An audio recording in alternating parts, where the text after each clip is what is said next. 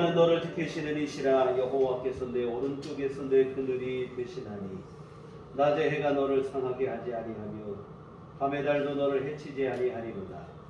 여호와께서 너를 지켜 모든 환난을 면하게 하시며 또 내 영혼을 지키시리로다. 여호와께서 너의 출입을 지금부터 영원까지 지키시리로다. 아멘. 다 같이 일어나셔서 찬송가 36장 36장 찬송하시겠습니다.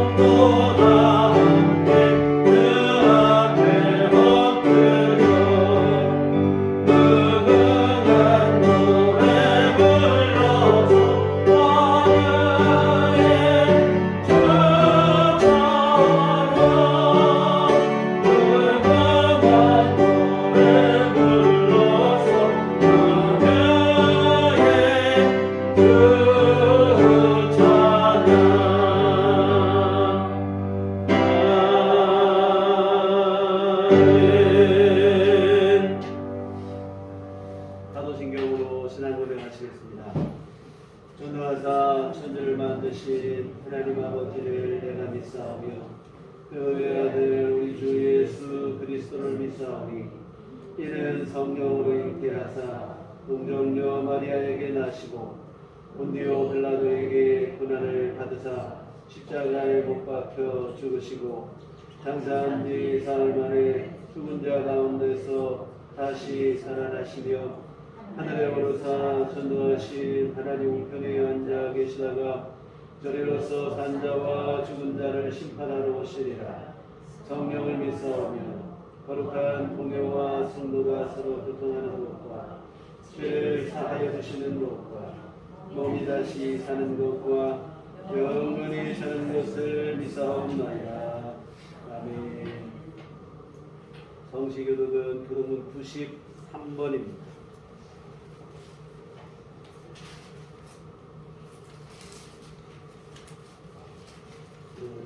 3번 세계 첫 번째 말씀 들어가시도록 하겠습니다.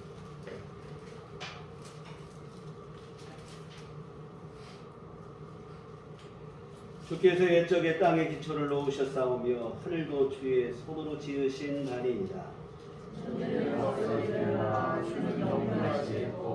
그것들은 다 옷같이 낡으리니 의복같이 바꾸시면 바뀌려니와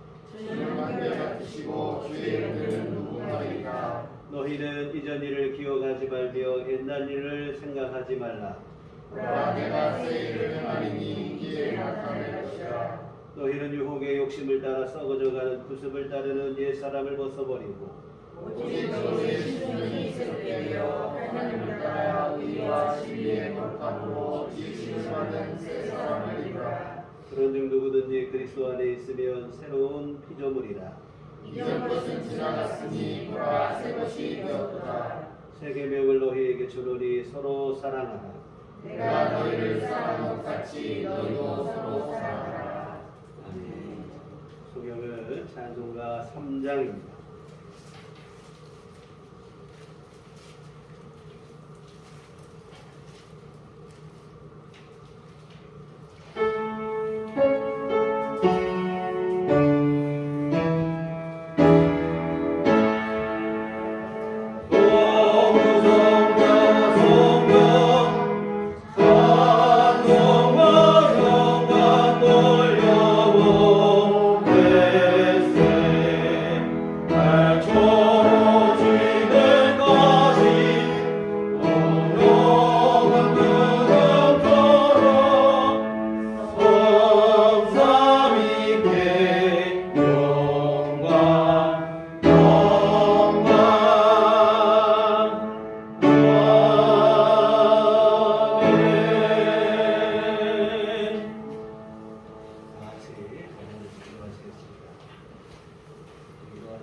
김복단 전장님 해주시겠습니다.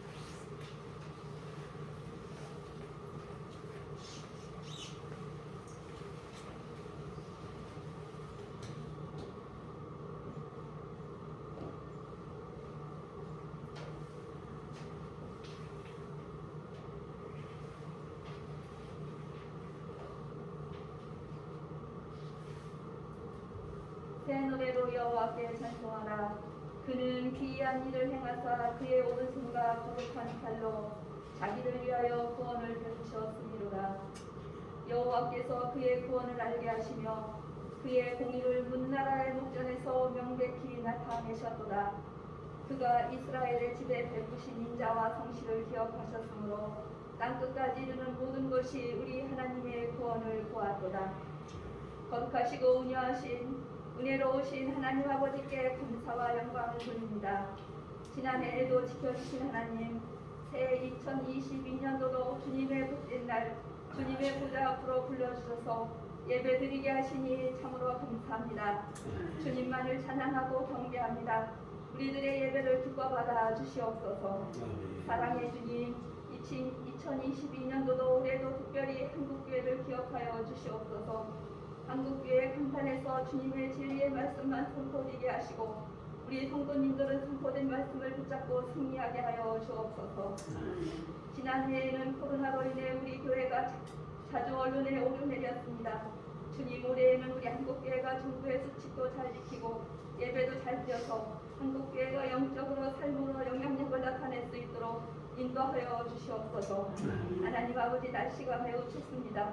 추운 날씨에 코로나로 고생한 의료진들에게 위로하여 주시고 힘과 용기를 더하여 주시옵소서. 주님, 한국교회들이 세상과 다르게 하여 주시옵소서. 우리가 허물이 많이 있사오니 우리의 허물을 용서하여 주시옵소서. 한국교회가 항상 깨어 기도하며 말씀 붙잡고 오직 살아계신 주님만 항상하는 우리 교회들이 되게 하여 주시옵소서.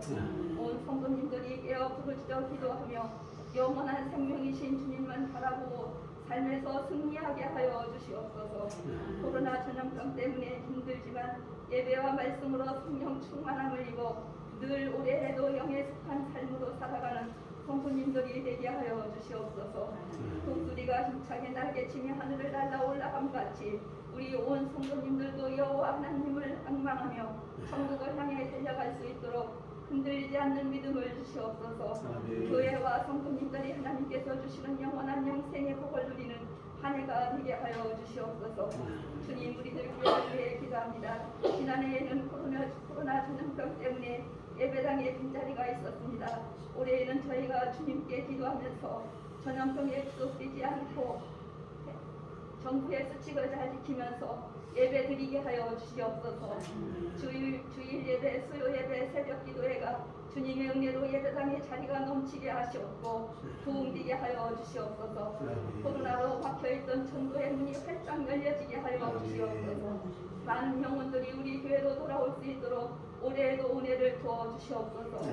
우리들 교회 모든 성도님들 올해에도 주님의 은혜 안에서 기도하고 계획한 모든 일들이 다짐이나 생각으로 끝나지 않게 하시고 주님께 부르짖을 때마다 주님께서 응답하여 주시고 복을 누리게 하여 주시옵소서. 은혜의 주님, 담임 목사님을 위해 기도합니다. 목사님 올해에도 목회 계획을 세우시고 주님의 은혜로 계획한 것을 실천하실 때마다 피곤치 않게 하여 주시고 성령의 충만함을 주시옵소서. 올해에도 목회로 승리를 이끌 수 있도록 주님의 능력을 부어 주시옵소서. 목사님 올해에도 변함없이 성도님들을 위해 기도하시고 신방하시고 말씀 준비하실 때마다 능력 주시고 성령의 충만함으로 늘 인도하여 주시옵소서.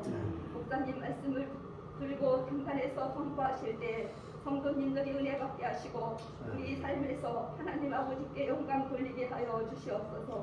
하나님 아버지, 올해에도 우리들께 모든 성도님들 먼저 주님의 나라와 의를 구하는 충성된 일꾼이되어 하나님을 기쁘시게 하는 성도님들이 되게 하여 주시옵소서.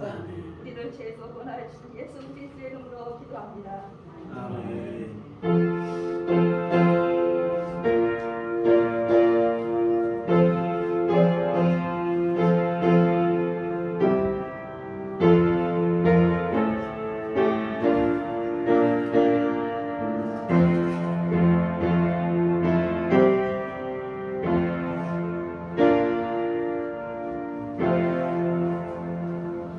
저희가 어르신 기도하시겠습니다. 하늘에 계신 우리 아버지여, 이름이 거룩히 여김을 받으시오며 나라의 마옵시며 뜻이 하늘에서 이룬 것 같이 땅에서도 이루어지이다. 오늘날 우리에게 일용할 양식을 주옵시고 우리가 우리에게 주인 것을 사하여 준 같이 우리의 배를 사하여 주옵시고 우리를 시험에 들게 하지 마옵시고 하나님께서 도와주소서.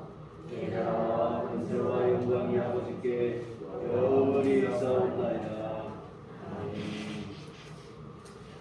이 시간 우리에게 주신 하나님 말씀 구약성경 창세기 47장 27절에서 31절.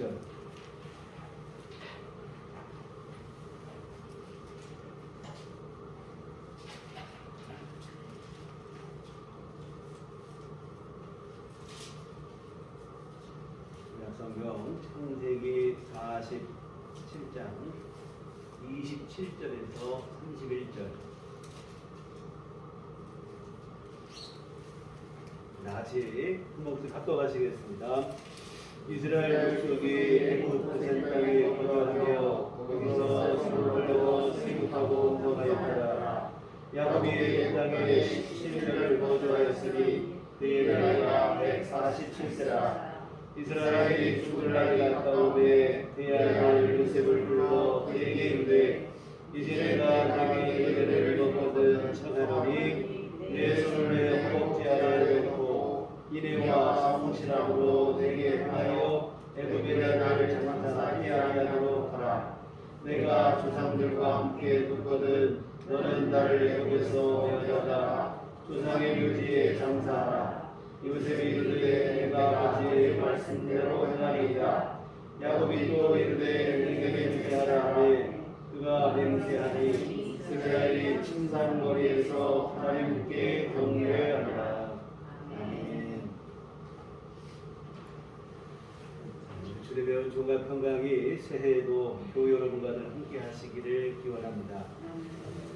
이민년 새해가 밝았습니다. 새해에도 우리들 교회 교우들 모두 건강하시고 행복하시고 무엇보다 온 가족이 믿음으로 하나 되시고 또한 믿음으로 승리하는 한 해가 되시기를 소망합니다. 삶의 여러 지표와 전망들은 여전히 어둡고 우울하지만 우리가 믿고 의지하는 바는 하나님의 자녀는 하나님의 은혜로 사는 것이라고 하는 사실입니다. 물론 삶의 정황과 지표들을 완전히 무시할 수는 없겠지요. 이 땅에 우리가 두 발 딛고 사는 한 당연히 그러한 것들의 영향을 받을 수밖에 없습니다. 그러나 우리가 더 확실히 믿고 의지하는 것은 어떤 상황이 우리 앞에 닥친다 할지라도 주님은 언제나 우리와 함께 하실 것이고 때에 맞게 도우신 은혜를 베푸실 것이라고 하는 사실입니다. 나 혼자 내 힘으로 헤쳐나가는 게 아니라 주님의 도움과 은혜를 받으며 살아가는 삶이라는 사실을 굳건히 믿고 살아갑니다. 그래서 성경에는 우리와 함께 하시겠다는 약속들로 가득합니다. 세상 끝날까지 너희와 항상 함께 하겠다고 하시고, 고아처럼 우리를 버려두지 아니하시고 고에서 성령을 보내주셔서 함께 하시겠다고 하십니다. 문 밖에서 문을 두드리는 문을 열면 주님은 우리 안에 들어와서 우리와 더불어 먹고 함께 할 것이라고 하십니다. 결코 너희를 버리지 아니하고 너희를 떠나지 아니하시겠다고 약속하시고, 사망의 음침한 골짜기에서도 함께 하시고 우리가 불과 물 가운데 지날 때에도 함께 하시겠다고 하십니다. 의로운 오른손으로 강하게 붙들어 주시겠다고 하시고, 그리하여 낮에 해도 밤의 달도 우리를 해치지 못하도록 함께 하시고 도우시겠다. 성경에는 이런 약속들이 가득합니다. 이제 남은 것은 뭐냐면 우리가 그 약속을 믿음으로 받는 일일 줄 믿습니다. 아무리 귀한 약속이 있어도 믿지 못하면 내 것이 되지를 못해요. 여러분, 보뚜막에 소금도 넣어야 짜다고 했습니다. 솥단지 바로 옆에 산더미처럼 소금이 쌓여 있다 할지라도 솥에 한 숟가락이라도 넣지 않으면 아무 소용이 없는 것처럼, 하나님의 말씀이, 약속의 말씀이 아무리 넘쳐나고 그 약속이 담긴 성경책을 아무리 우리 가까이 가지고 있어도 내 안에 믿음이 되지 못하면 허사가 되고 말아요. 약속은 있지만 어느 것도 누리지 못하는 안타까운 그런 일이 벌어질 수밖에 없는데요. 야곱이라는 사람이 바로 그런 안타까운 삶을 살았던 대표적인 인물입니다. 사실 야곱은 태어나기 전부터 하나님으로부터 복을 받을 것으로 약속을 받은 사람입니다. 그런데 그의 삶의 대부분은 그 약속과 상관없이 힘들고 어렵게 사는 거예요. 이유는 방금 말씀드린 것처럼 하나님의 약속을 믿음으로 붙잡지 못했기 때문입니다. 오늘은 그래서 야곱의 삶을 통해서 주님의 약속이 내 것이 되게 하는 그 믿음의 중요성에 대해서 함께 생각을 해보려고 합니다. 야곱은 아브라함의 손자이고 또한 이삭의 아들입니다. 이삭이 당시의 풍습에 비하면 요즘으로도 그렇죠. 나이 40에 결혼을 했으니까 좀 늦은 나이에 결혼을 했어요. 그런데 늦은 나이에 결혼했는데 아이까지 생기지 않는 거예요. 20년이 지났는데 아이가 없자 이 조급한 마음에 이삭이 하나님께 기도하죠. 그리고 그 기도 끝에 그 아내 리브가가 임신을 하는데 이 조짐이 심상치가 않아요. 봤더니 뱃속에서 매일 싸움이 일어나요. 쌍둥이가 있는데 쌍둥이가 매일같이 싸우는 거예요. 이 단순한 태동이 아니라 얼마나 싸우는지 이삭이 이 문제를 갖고 하나님 앞에 기도까지 했을 정도예요. 이 일을 어쩌면 좋겠냐고 매일 뱃속에 싸우니까 하나님 하시는 말씀이 두 민족이 그 복중에 있다. 두 자녀가 되어서 큰 민족을 이룬다, 이런 약속인데, 그런데 그 말씀을 하시는 중에 하나님이 하시는 말이 뭐냐면 큰 자가 어린 자를 섬기게 될 것이다. 큰 아들보다 작은 아들이 더 크게 될 것이다 하는 이러한 말씀을 주십니다. 이와 같은 이 쌍둥이가 뱃속에서부터 신경전을 펼치다가 드디어 이제 산딸이 되어 세상 밖으로 나오는데 이 가관이 아니에요. 서로 먼저 나오려고 각축전을 펼치는 것입니다. 사실은 하나님의 약속대로라면 늦게 태어나는 게 더 복이에요. 작은 자가 크게 된다고 했으니까. 여하튼 서로 먼저 나오려고 다투는데 큰아들이 먼저 나오는데 보니까 몸이 완전히 붉은색에다가 털북숭이에요. 애기들은 털이 걸리는데 털북숭이로 태어납니다. 이 기괴한 일이죠. 더 놀라운 것은 뭐냐면 연이어 둘째가 나오는데 큰아들의 발뒤꿈치를 붙잡고 뒤쫓아 나오는 거예요. 바로 오늘 본문의 주인공 야곱이 바로 그 사람인데, 이 어머니 뱃속에서 10달을 다툰 것도 그렇고 먼저 나오려고 하다가 안 되니까 발뒤꿈치랑도 붙잡고 나오는 것도 그렇고 이게 범상치 않은 인물입니다. 욕심이 대단해요. 승부욕이 있다 이 말이에요. 그래서 사실은 늦게 나온 게 오히려 복이죠. 아까 말한 것처럼 큰 자가 어린 자를 섬기겠다고 하나님께서 말씀하셨을 말입니다. 그러나 야곱은 이 사실을 모르니까 늘 콤플렉스가 뭐냐면 내 작은 아들로 태어난 게 못마땅하고 불만인 거예요. 그도 그럴 것이 뭐냐면 당시 관습으로 하면 큰아들이 모든 일에 주도권을 갖고 특히 유산을 나눌 때는 뭐 이게 독보적인 우위를 점하게 되어지죠. 여하튼 장자가 되지 못한 게 야곱의 콤플렉스였는데 그러던 어느 날 야곱이 집에서 팥죽을 끓이고 있었어요. 팥죽을 끓이고 있는데 큰 형 에서가 사냥을 하고 돌아와요. 하루 종일 산과 들로 뭐 헤치고 다녔으니 이거 얼마나 시장하고 피곤합니까? 와보니까 야곱 동생이 팥죽 끓이고 있으니까 한 그릇만 달라고. 이거 얼마나 먹고 싶습니까? 사람이 여러분 활동하면 당이 떨어지고 그때 제일 필요한 게 뭐냐면 당분이라 이 말이에요. 피로를 가장 빨리 회복시키는 거예요. 팥죽 얼마나 먹고 싶겠어요.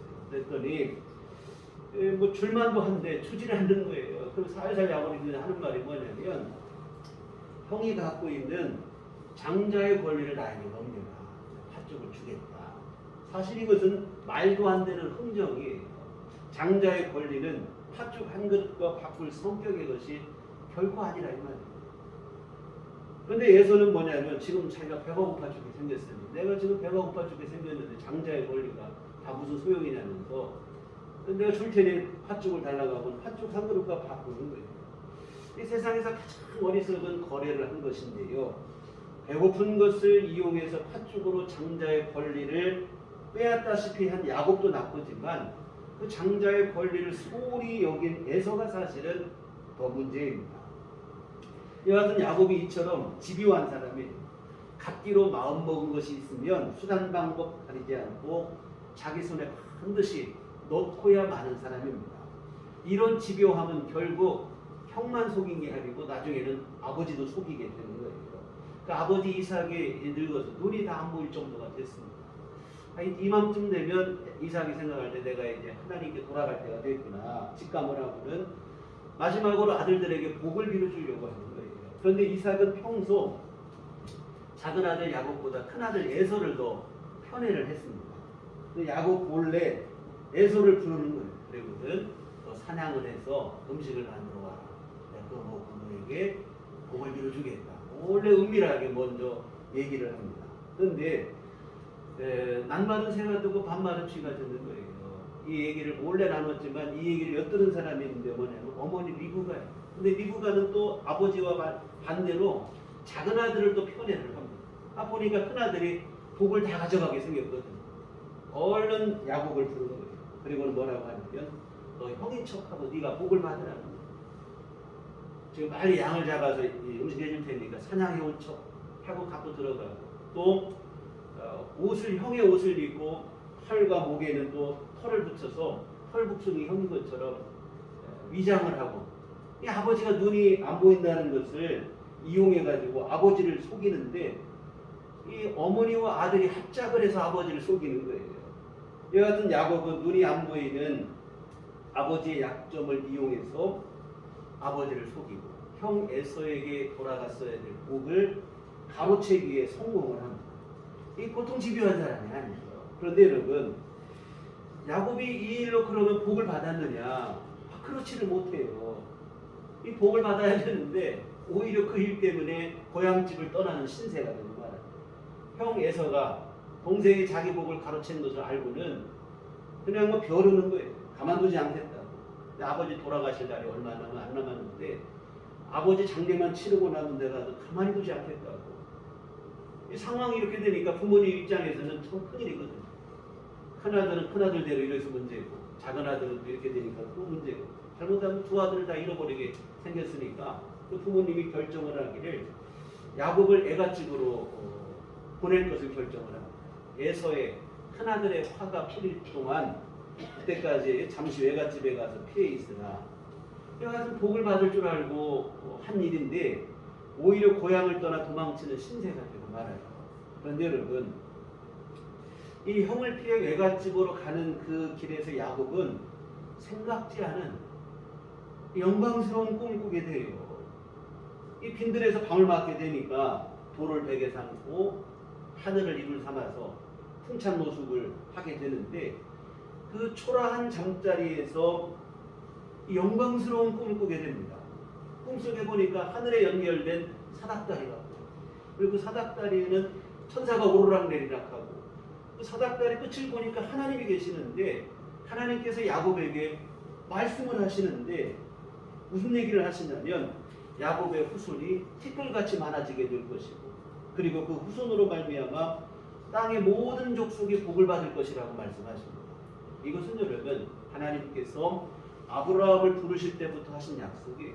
아브라함의 후손을 통해 쉽게 말하면 지금 우리가 해석을 하면 이 땅에 예수님이 오시게 될 것이고 그 예수님의 십자가 복음을 통해 온 세계가 구원받을 것에 대한 영광스러운 그 약속인데 그 약속의 후계자가 바로 누구냐?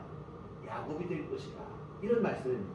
그리고는 또 하시는 말씀이 뭐냐면 야곱의 가는 길에서 하나님께서 어디로 가든지 함께 하시고 무사히 다시 돌아오게 하시겠다니 그리고 그 일을 이루실 때까지 절대로 야곱을 떠나지 않겠다. 이 너무도 귀하고 영광스러운 약속을 받은 것입니다. 그런데 여러분 안타까운 것은 이 약속을 받았지만 정작 야곱은 그 약속대로 그 약속처럼 곧바로 살지를 못해요. 물론 하나님은 야곱을 떠나지 않고 그를 지키시고 보호하시고 신실하심으로 함께 하셨어요. 문제는 야곱이 하나님의 그 함께 하심을 누리지 못한다 이 말. 이유는 하나님을 믿지 못하고 자기 꾀와 방식을 고집했기 때문에 그래요. 외삼촌의 집에서 20년을 지냈는데 외삼촌이자 장인인 라반과의 사이에서 서로 속고 속이는 피말리는 신경전을 펼치는 거예요. 사실 뭐 그렇게 할 필요가 없었거든요. 하나님께서 어디로 가든지 함께 하시겠다고 약속을 하셨으니 그 약속을 믿고 그냥 성실히 주어진 삶을 살면 자연스레 하나님의 은혜가 그의 삶 속에 부어지게 돼 있는 거예요. 그런데 믿지를 못하니까 하나님의 은혜를 기다리지 못하는 거예요.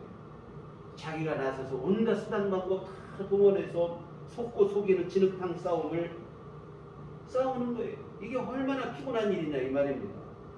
물론 야곱은 그 자기 딴에는 이렇게 사는 것이 약삭빠르고 쓰한 거 사는 것인 줄 알았겠지요.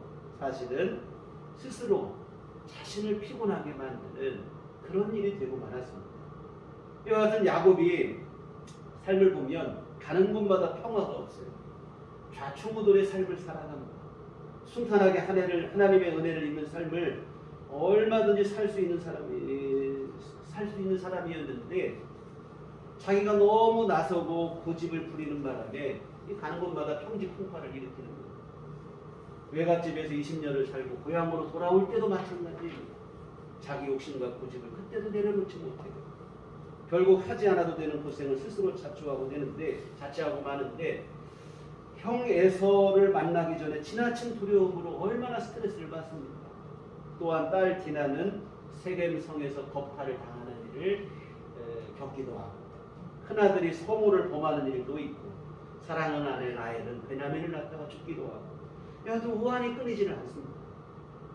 그러다가 더 결정적인 사건이 벌어지게 되는데 여러분 다 아시는 10명의 아들들이 공모를 해서 야곱이 특별히 아끼고 사랑하던 아들 요셉을 이집트의 노예로 팔아버린 일입니다.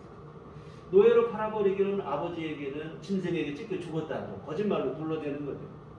이 끔찍한 일이 아닐 수 없어요. 이게 멀쩡히 살아있는 아들을 죽은 줄로만 알고 눈물로 세월을 보내는 것도 그렇고 그 끔찍한 일이 다름 아닌 10명의 아들들의 거짓말에 의해서 벌어졌다는 사실이 더욱 그러한데요. 이 피눈물 나는 일이죠. 이와 같은 야곱의 삶이 순탄치 못해요. 하나님의 약속은 받았는데 그 약속에 비해 삶이 늘 그냥 평탄치 못하고 괴롭기만 합니다. 훗날 야곱이 이집트의 바로왕 앞에 서게 되는데 이 바로왕의 나이가 얼마 되냐고 물으니까 이렇게 대답을 해요. 창세기 47장 9절에 야곱이 바로에게 이르되 내 나그네 길의 세월이 130년이니 내 나이가 얼마 못되니 우리 조상의 나그네 길의 연주에 미치지 못하나 험악한 세월을 보내었나이다. 내 나이가 130인데 지금 살아온 길을 뒤돌아보니 나 참 험악한 세월을 살았습니다. 이런 얘기를 합니다. 여러분 나기 전부터 복받기로 약속된 사람이에요. 외갓집으로 가는 길에서도 하나님께서 늘 함께 하시고 떠나지 않겠다고 하는 약속을 받은 사람입니다. 근데 정작 본인이 하는 말은 뭐냐면 나 지금까지 험악한 세월 살았다. 이 도대체 뭐가 문제일까?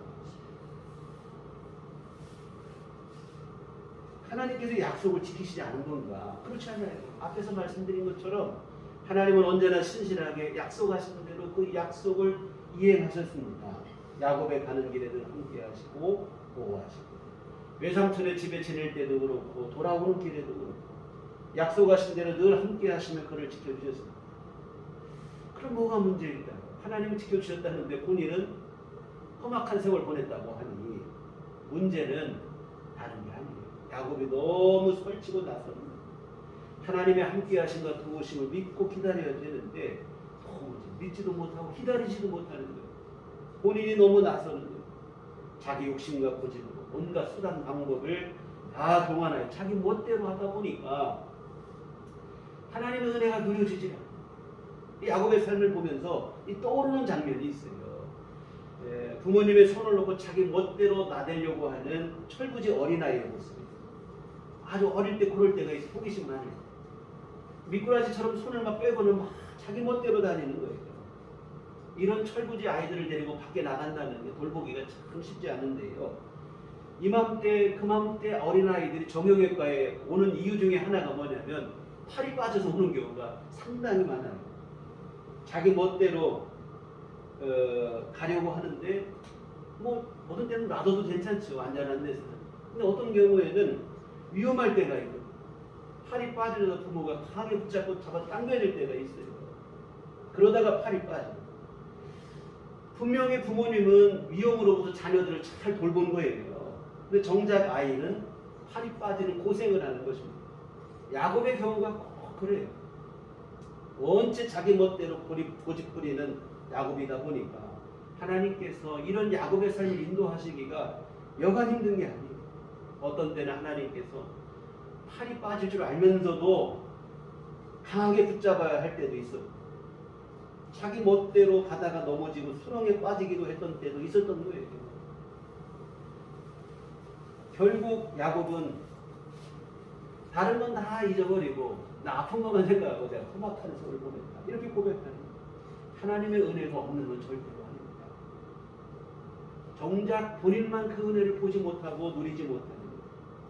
하나님의 은혜 한복판 가운데 살아가면서 정작 본인만 힘들고 어렵게 살아온 것이라 이 말입니다. 참 이렇게 되면 하나님께도 그렇고 야곱에도 그렇고 이 불행한 일이 아닐 수 없어요. 사랑하는 성도 여러분, 오늘 우리의 신앙생활은 이렇게 되지 않았으면 좋겠습니다. 설령 지금까지 혹시 이런 모습으로 하나님과 나 사이에 엇박자가 좀 났을지라도 새해부터는 우리가 새로워지는 삶을 사시기를 주의 이름으로 부탁을 드립니다. 하나님의 약속을 믿고 하나님을 신실히 의지하여 주님께서 베풀어 주시는 은혜를 누리는 그러한 삶이 됐으면 좋겠습니다. 우리 구주 예수님께서 베푸시는 은총과 평강이 날마다 누려지는 그러한 우리의 신앙생활이 되시기를 주의 이름으로 부탁을 드립니다. 그러면 이런 은혜는 우리가 어떻게 받는가? 여러분, 다름 아닌 믿음으로 받는 줄 믿습니다. 하나님의 약속은 믿는 자의 것인 줄 믿습니다. 믿을 때 누려지는 거예요. 하나님의 동행하심과 그로 인해 주어지는 삶의 평안함, 평강, 안식과 위로 이런 것은 주의 약속을 믿는 자에게 부어지는 줄 믿습니다. 지금까지 살펴보신 야곱은 약속은 있었는데 믿지 못하니까 누려지지 못하는 거예요.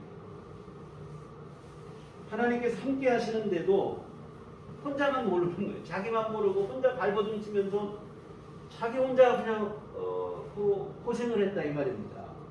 그런데 여러분, 오늘 본문은 그 뒤에 한참 지난 상황인데 야곱이 147세가 됐을 때인데 오늘 본문의 말씀을 보면 야곱의 모습은 평안한 그 자체입니다.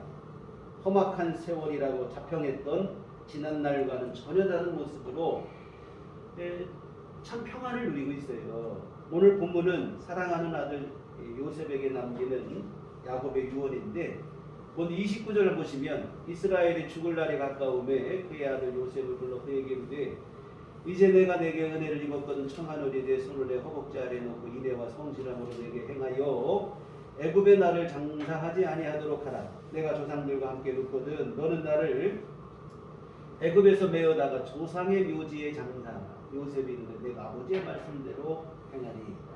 뭐냐면 자신이 죽거든 애굽에다가 장사하지 말고 매장하지 말고 조상의 묘지가 있는 내 고향에다가 나를 장사하라. 이 얘기인데 이것은 여러분 이스라엘 백성들이 가나안 땅으로 지금 이집트로 이주를 했지만 언젠가는 가나안 땅으로 돌아갈 것이라고 하는 하나님의 약속에 대한 믿음에서 비롯된 유언이에요. 하나님은 일찍이 아브라함 부르실 때 그런 얘기를 했습니다. 너희 후손들이 훗날 이방에서 객이 되어 400년을 지낼 거라고 하십니다. 그래서 고생을 하다가 괴로움 당하다가 결국에는 큰 재물을 이끌고 나오게 되고 가나안 땅으로 돌아와 나라를 세울 것을 약속을 하셨어요. 야곱이 하나님의 그 약속의 말씀을 그대로 믿은 거예요. 가나안 땅으로 언젠가는 우리가 돌아가게 될 것이고 그곳에 나라를 세우게 될 것이고 분명하게 믿는 거예요. 아직 이루어지지 않은 일이나 그대로 되어질 것을 믿는 거예요. 그런데 여러분 야곱이 지금까지 살펴보신 것처럼 본래 그런 사람이 아닙니다. 앞에서 보신 것처럼 의심도 많고 욕심도 많고 자기 고집도 많고 그런 사람이 이 400년이나 지난 후에 이를 믿음으로 받고 그대로 될 것을 믿고 그럴 수 있는 사람이 못 돼요. 그런데 야곱이 그대로 믿고 있습니다. 하나님께서 분명히 그 약속을 이루어 주실 것으로 확신하고 드디어 분명한 믿음을 갖게 돼요. 그리고 여하튼 야곱이 이 유언을 한 후에 하나님께 경배를 하는데 31절에 보면 야곱이 또 이르되 내게 맹세하라. 그가 맹세하니 이스라엘의 침상머리에서 하나님께 경배하리라. 자신의 죽음을 순순히 받아들이고 모든 것을 하나님께 의탁하는 그러한 자세를 보여주고 있습니다. 사실 여러분 이게 진짜 믿음이거든요. 하나님에 대한 전적인 신뢰가 없이는 이게 불가능한 일입니다. 야곱의 본래 성격대로였더라면 떠날 때 순순히 못 떠나죠. 어떻게든 살아보려고. 여러분 나올 때 보세요.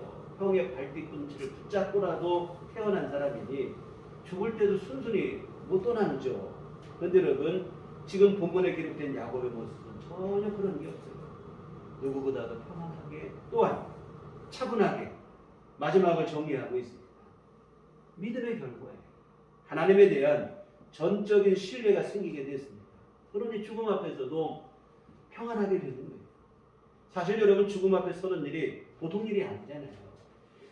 야곱이 그동안 만났던 어떤 위기보다도 사실은 훨씬 더 위급한 상황이 죽음에 놓인 상황입니다. 그런데 평안하고 두려울 것도 없고 소란스러울 것도 없어요. 요셉에게 하나님의 약속에 대한 믿음으로 유언을 남기고 또한 본문 뒤에 보시면 자기 자녀들에게 하나님의 뜻에 따라 복을 빌어줍니다.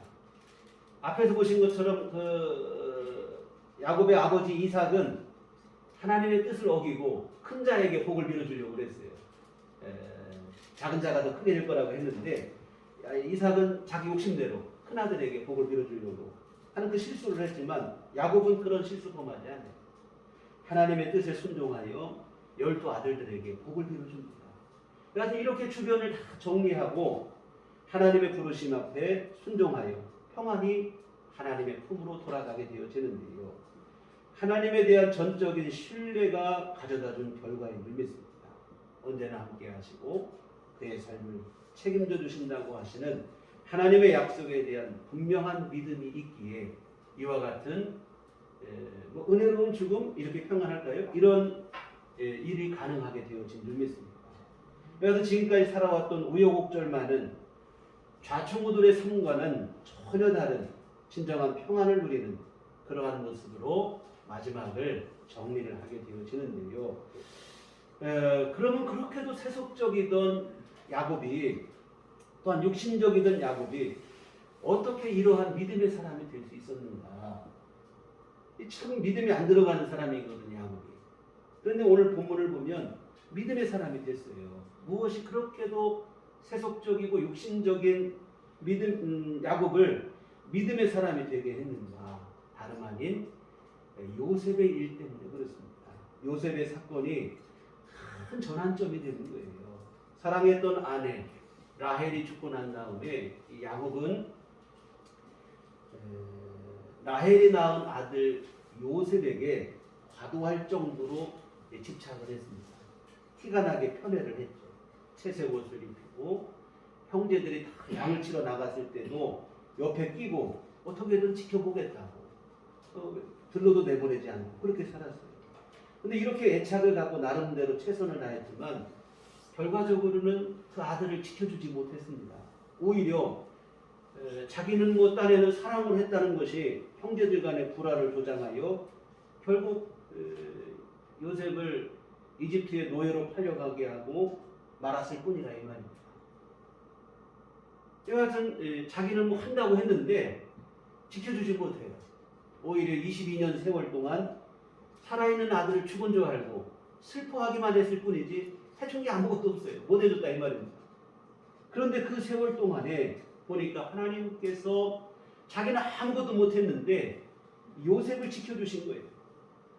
단순히 그냥 목숨만 부지시켜 주신 정도가 아니라 모든 일 가운데 역사하시어서 어린 시절에 주었던 그 꿈, 요셉에게 주었던 꿈대로 그 꿈을 이루어 주시는 거예요. 초강대국의 이집트의 총리가 되게 해주시는 귀한 은혜를 베풀어 주셨습니다. 이게 상상도 못할 일이죠. 죽은 줄로만 알고 슬퍼하기만 한 세월 동안인데 하나님께서 그 세월 동안 요셉을 지켜주신 것입니다. 자신을 아무것도 해주지 못했어요. 아예 죽은 줄만 알고 살았는데 그 세월에 오히려 요셉은 자기가 돌보던 때보다 더 큰 복을 받았다 이 말입니다. 신실하신 하나님의 도움으로 야곱이 이 일을 경험하고 난 다음에 자신을 내려놓게 되는 거예요. 그동안 그렇게도 고집하고 믿고 의지했던 자신의 방법과 경험과 지식을 드디어 포기하고 내려놓게 되는 거예요. 자신의 수고와 노력이 조금도 개입할 수 없던 22년의 세월 동안 오히려 요셉이 더 복을 받고 하나님의 은혜를 누리게 된 것을 보고는 자신의 노력 이러한 것을 자신의 또한 욕심 내려놓지 않을 수가 없었던 것입니다. 그동안 자신은 수단 방법 가리지 않고 살았던 게 나름대로 열심히 산 것이고 지혜롭게 산 줄 알았어요. 그런데 지나고 보니까 하나님의 역사를 방해하는 걸림돌에 지나지 않았던 것입니다. 나름 열심히 잘 사는 것이 아니라 오히려 자기 스스로 자기 삶을 갉아먹는 그러한 일에 지나지 않았다는 사실을 비로소 깨달은 것이에요. 하나님의 선하신 역사를 방해하고 내 스스로 나를 올가매고 스스로를 괴롭게 하고 그런 것에 불과하다 이 말. 앞에서 살펴보신 것처럼 야곱의 삶에 평강이 없었어요. 주님을 주시는 평화, 샬롬이 안 되는 거예요. 어느 누구와도 이 평화가 안 되는 거예요. 좌충우돌의 정신없는 삶의 연속입니다. 가까운 가족과 마저도 속고 속이는 치열한 게 아니라 이것은 처절한 삶을 사는 것이죠. 나기 전부터 하나님으로부터 복을 받기로 약속을 받았는데 근데 여러분 하나님을 믿지 못하고 지나친 자기 열심으로 살다 보니까 그렇게 되는 거예요. 자신의 말처럼 험악한 세월을 보내는 것이란 말입니다. 지나친 자기 열심이 자기 스스로를 올가매는 자승자박의 결과를 초래하고 말았는데요. 인생의 황혼역이 되고 나서야 뒤늦게 이 사실을 깨달은 것입니다.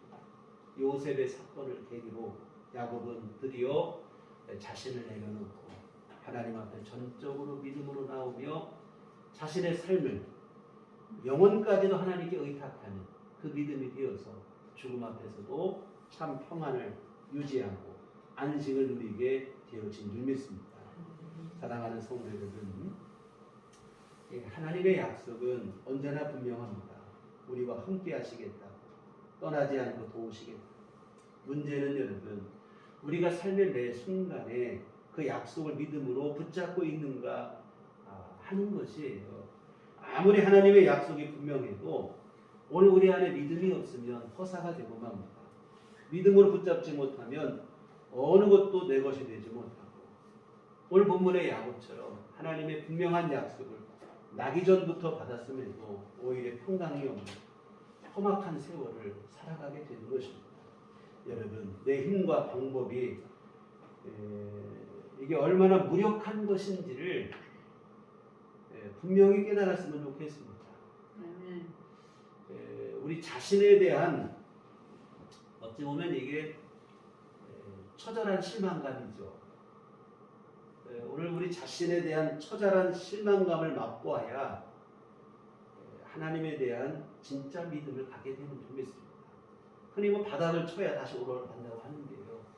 오늘 우리 내 자신에 대한 처절한 실망을, 절망을 맛보아야 사실은 하나님에 대한 믿음의 문이 우리 앞에 열리게 되는 줄 믿습니다. 여러분, 내 힘이 대단한 것 같고 내 능력이 모든 것 다 할 수 있을 것 같지만 우리는 연약한 인생에 불과합니다. 내 힘이 아닌 주님의 은혜로 사는 게 우리의 삶일 줄 믿습니다. 이 사실을 여러분이 늘 명심했으면 좋겠습니다. 우리는 하나님을 믿으시고 하나님의 약속을 붙잡고 매 순간 우리 삶을 살아낼 수 있었으면 좋겠습니다. 그때 비로소 하나님께서 여러분의 삶에 강하게 붙들어 주시고 선하고 복된 길로 인도해 주시고 또한 우리는 하나님과 동행하는 그러한 삶을 통해서 진정한 평강을 또한 기쁨을 위로와 안식을 누리는 삶이 되어질 줄 믿습니다. 성경 한 구절 보시고 말씀을 마치겠습니다. 잠언 3장 5절 6절에 보면 너는 마음을 다하여 여호와를 신뢰하고 내 명철을 의지하지 마라. 너는 범사에 그를 인정하라. 그리하면 내 길을 지도하시리라 했습니다. 2022년 여러분의 삶의 길잡이가 되는 소중한 말씀이 되어졌으면 좋겠습니다. 기도하시겠습니다. 걸어가신 아버지 은혜를 감사해 드립니다. 주의 약속이 눈앞에 있음에도 불구하고 늘 함께하는데도 불구하고 누리지 못했던 야곱의 삶을 보며 반면교사로 삼게하여 주시고 오늘 우리는 하나님의 약속을 굳건히 붙잡아 주의 은총 안에 주의 도우심 안에 살아가는 삶이 될 수 있도록 도와주시옵소서. 하나님 아버지, 하나님은 언제나 신실하신데 오늘 우리가 부족하여 믿지도 못하고 신뢰할 만하지도 못한 우리 자신을 너무 붙잡다 보니 그 고집이 스스로를 어렵게 할 때도 있고 오늘 우리 스스로의 삶을 피곤하게 갉아먹을 때가 많았습니다. 주여, 새해에는 이와 같은 우매한 삶을 벗어버리게 하여 주시옵소서. 우리 주님만 의지하게 하여 주시옵시고 내 명철이 아니라 범사에 하나님을 신뢰하고 하나님을 인정하며 믿음으로 살게 하여 주시옵소서. 그래야 하나님께서 인도하시는 복된 삶 또한 우리가 걸어가야 될 반드시 살아내야 될 복된 삶을 살아내고 누리는 한 해가 될 수 있도록 도와주시옵소서. 예수님 이름으로 기도했습니다. 아멘. 찬송가 430장 찬송가 430장 찬송하시겠습니다.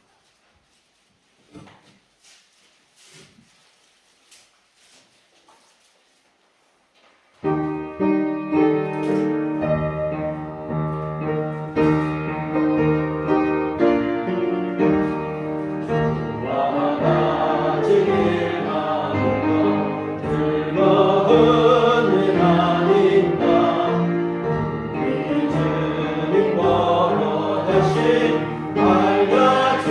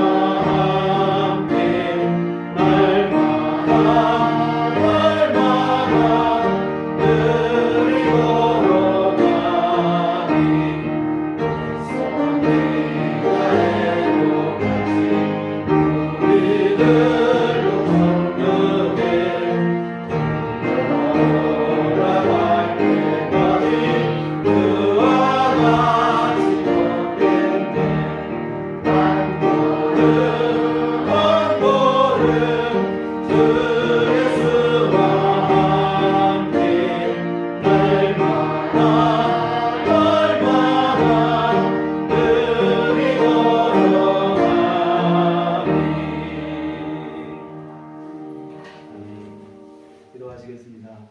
주님 은혜를 감사합니다. 지난 한 해 우리 삶을 지키시고 보호하시며 하나님의 은총 가운데 이끌어 주신 감사한데 또 이렇게 새해를 허락하시고 또한 우리 가운데 언제나 함께 하시겠다는 약속을 주시니 감사를 드립니다. 하나님 귀한 약속 붙잡아 우리로 하여금 승리하게 하실 줄 믿사옵고 또한 감사를 드립니다. 귀한 모든 은총 감사하며 주 앞에 이 헌금을 드립니다.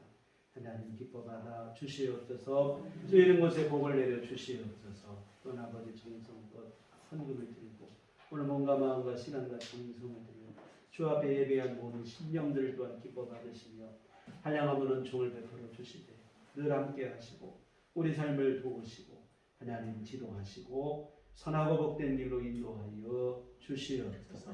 하나님의 돌보신 가운데 우리 삶을 살아가게 하시고 늘 주님과 동행하는 삶이 우리 안에 끊임없이 이어질 수 있도록 하나님 우리를 붙잡으시고 우리에게 믿음도 더하여 주시옵소서. 하나님 새해 우리들 교회 모든 교우들 가정마다 신령마다 하나님 은혜 넘치게 하여 주시옵소서. 주께서 역사하시고 함께 하심으로 늘 하나님 기쁨이 가득하게 하시고 우리 모든 신령 안에 주의 평강이 늘 충만히 임할 수 있도록 도와주시옵소서. 아버지 하나님 건강 내려 주시옵소서. 하루하루 주어진 모든 일들을 잘 감당하게 하시고 특별히 오늘에 계신 우리 어르신 성도님들 늘 건강 주시옵소서. 일상생활 불편함이 없도록 하나님 은혜를 내리시고 늘 새 힘을 허락하여 주시옵소서. 하나님 아버지 또한 가정마다 아버지 하나님께서 복을 내려 주시옵소서. 이 경제적으로 어렵고 힘들어진 때에 하나님 은혜로 우리 삶에 건강함이 없게 하시고 어려움이 없도록 주여 하나님 도우시고 함께하여 주시옵소서.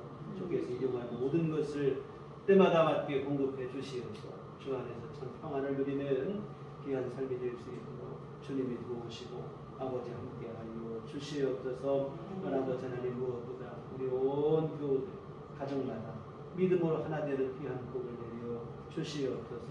온 가족의 믿음으로 하나 되게 하시고 특별히 자자손손 믿음의 역사를 이어갈 수 있는 귀한 가정들이 될 수 있도록 하나님 도우시고 함께하여 주시옵소서. 더욱더 이 일을 위해서 기도하게 하시고 하나님의 역사하심을 바라며 믿음으로 이 일을 이루어가서 믿음의 복된 가문이 될 수 있도록 주님이 도우시고 아버지 함께하여 주시옵소서. 또한 아버지 하나님 모두가 올 한 해 늘 주님과 동행할 수 있게 하여 주시옵소서. 내 삶의 자리에서 항상 주님을 바라보게 하여 주시옵소서.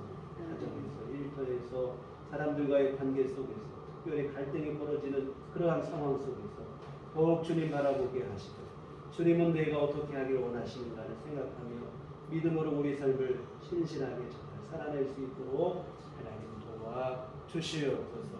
주 안에 그리하여 승리하는 삶이 되게 하시고 하나님 보시기에 참으로 충성된 삶이 되게 하시고 하나님 인정하실 만한 믿음의 삶을 다 살아내는 모두가 되도록 하나님 함께하여 주시옵소서. 예수님 이름으로 기도했습니다. 아멘. 우리 서로 인사하시겠습니다. 인사. 주님만 바라봅시다. 또 우리 새해가 되면 하시는 인사가 있는데 새해 복 많이 받으세요. 서로 함께 인사하시겠습니다. 금주는 우리 신년주일과 함께 예배를 드렸는데요. 올 한 해 믿음으로 승리하시는 모두가 되었으면 좋겠습니다. 금주는 선교헌금을 드리는 주일입니다. 교회 밖의 집회와 성경을 참여를 금하고 교회 중심으로 건강한 신앙생활 사회가 함께 이어가셨으면 좋겠고요. 오늘은 특별히 간식을 뭘 준비할까 하다가 떡국 이런 끓여 드시라고. 근데 떡국 끓여 먹는 떡이 아니라 가래떡을 준비를 했어요. 사실은 생각을 해봤어요. 그래서 가래떡이 뭐 그런 건 그런 의미가 아니라 우리 온 교우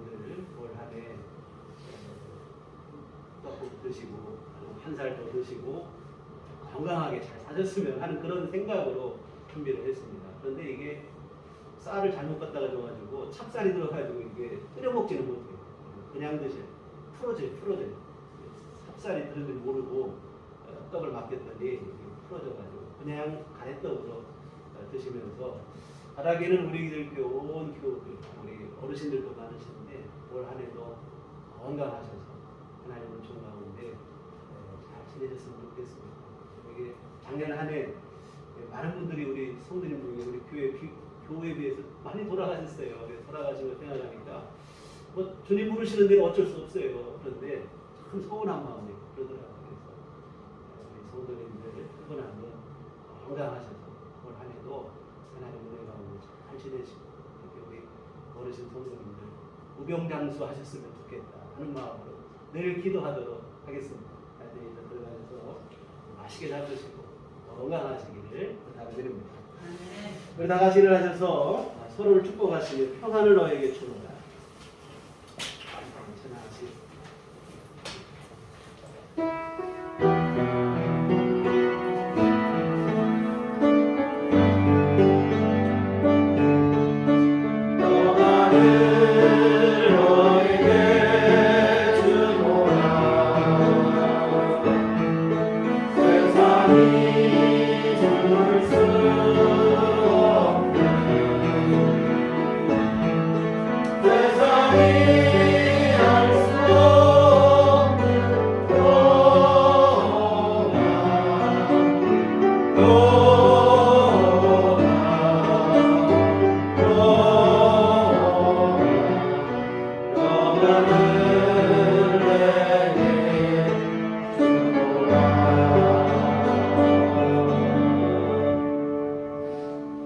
오직 성령이 너희에게 임하시면 너희가 권능을 받고 예루살렘과 온유되고 사마리아와 땅끝까지 이르러 내 증인이 되리라.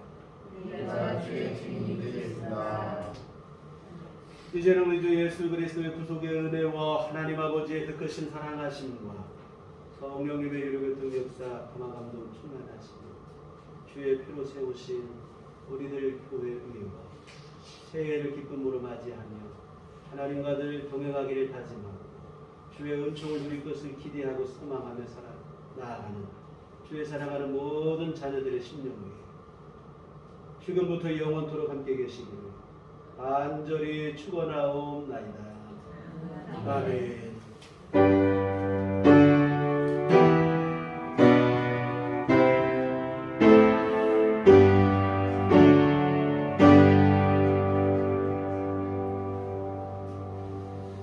감사합니다.